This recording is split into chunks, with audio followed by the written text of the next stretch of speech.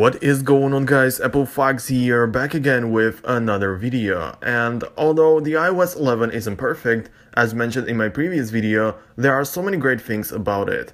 Now in this video I will focus on those things. It doesn't necessarily need to be a feature, it's just something new and cool that I like about it. So let's just get started.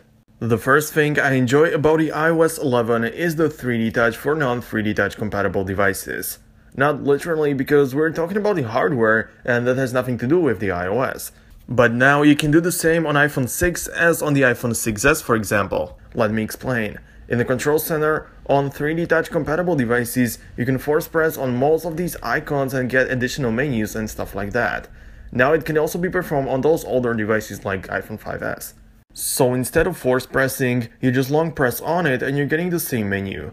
This, as I said, applies to many toggles in the control center, including the brightness slider, camera toggles, or even the timer options can be accessed without 3D Touch, so I think Apple moved forward with this, even though it's not comparable with the real 3D Touch.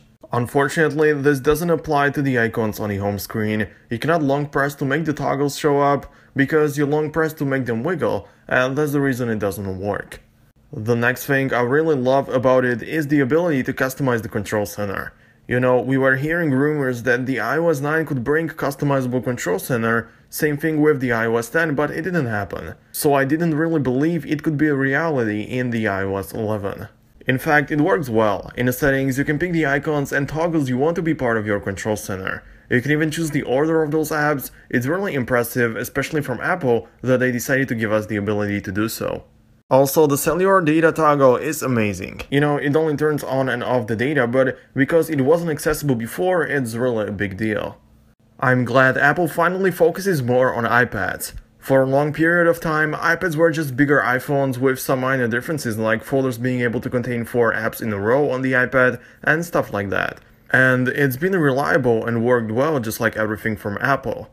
But the iPad Pro, with its power and potential to replace standard computer, definitely needs more differentiated software. It can handle a lot more than the standard version of iOS. And that's what Apple's starting to focus on with the iOS 11. They introduced a new dock, similar to the one on MacBook. It can contain a lot more apps than the regular dock. On the right side, you have the 3 most used apps that you can access easily. The dock is also very easily accessible. Inside of any app, just slide your finger up and there you will see it. Here you can either tap on the app to open it up, or just drag the application to the main portion of the screen and you basically activate the multitasking. It's very convenient and comfortable to use, it gives you a different feeling of the iPad. There are other great things iPad's user can look forward to. For example, the multitasking panel looks a lot different, it's like the control center and the open apps all together. It looks different, as I said, but the way you get here is different as well. So you just swipe your finger up to get to this redesigned control center / multitasking panel. Also, the keyboard has received some changes. So accessing other characters has been made a lot simpler, just easily swipe down on the particular letter to type the character. Drag and drop is another thing we can use in iOS 11. You just drag something like an app or file and drop it somewhere else. It works system-wide, and that's the reason why you can drop it anywhere. Also, third-party apps are supported. And the last but not least is the new animation when opening up apps. This is something I'll be looking at all the time, so I'm glad it's been changed. It seems to me that the app icon just pops up, it's really cool in my opinion, and as I said, this is something we'll be seeing every day, so a little refreshing change is definitely welcomed. So there you guys have it. In case you have some things you like about the iOS 11, you can share it in the comment section if you want to. Don't forget to take a look at my previous video where I was talking about the stuff I don't like about the current version of iOS. Thank you for watching till the end, hopefully you enjoyed this video. You can subscribe to the Apple Fox channel in case you don't want to miss future videos.